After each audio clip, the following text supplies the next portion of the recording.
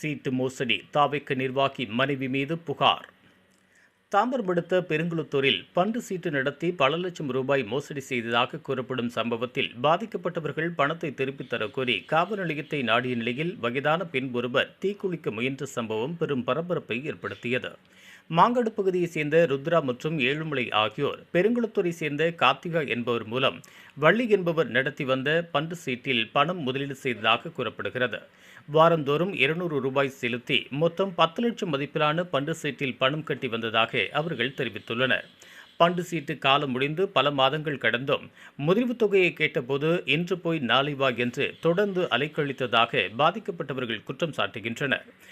மேலும் வழங்க வேண்டிய 6,50,000 1,50,000 மட்டுமே வழங்கியதாகவும் மீதி உள்ள தொகையை பெற 6 மாத அவகாசம் வேண்டும் என்றும் அதன் பிறகு கொஞ்சம் கொஞ்சமாகத்தான் பணம் தர முடியும் என்று கார்த்திகா மற்றும் வள்ளி தெரிவித்ததாக கூறப்படுகிறது.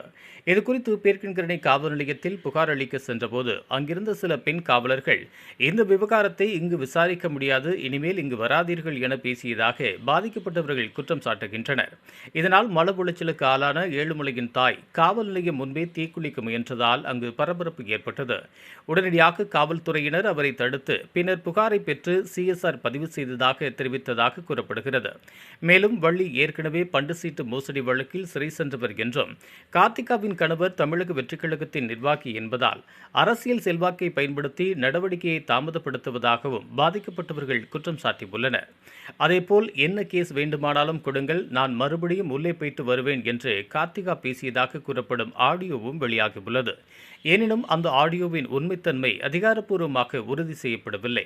சிறுக சிறுக சேமித்த பணத்தை பிள்ளைகளின் எதிர்காலத்திற்காக முதலீடு செய்யும் பொதுமக்கள் உரிய பதிவு மற்றும் நம்பகத்தன்மையை உறுதி செய்யாமல் பண்டு சீட்டு போன்ற திட்டங்களில் பணம் செலுத்தும் போது ஏமாற்றங்களுக்கு ஆளாகும் அபாயம் இருப்பதை இந்த சம்பவம் மீண்டும் எடுத்துக்காட்டியுள்ளது. தற்போது இந்த விவகாரம் குறித்து காவல்துறை விசாரணை நடத்தி வருகிறது.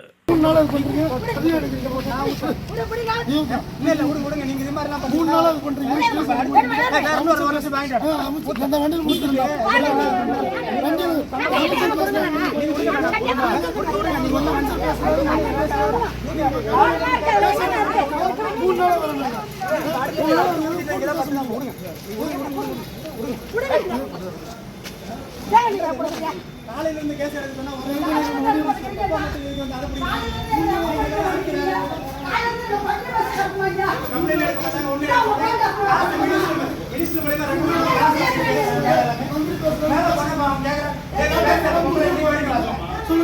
காசு வாங்கிட்டு ஸ்டேஷன்ல நீங்க மட்டும் காசு வாங்கிட்டு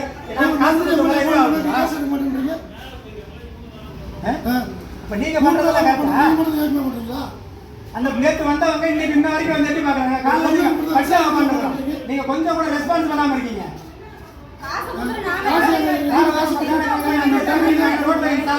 நீங்க இப்ப அந்த கேமரா பிரிண்ட் போய் வண்டியில வந்து சத்தம் என்ன பண்ணுவீங்க?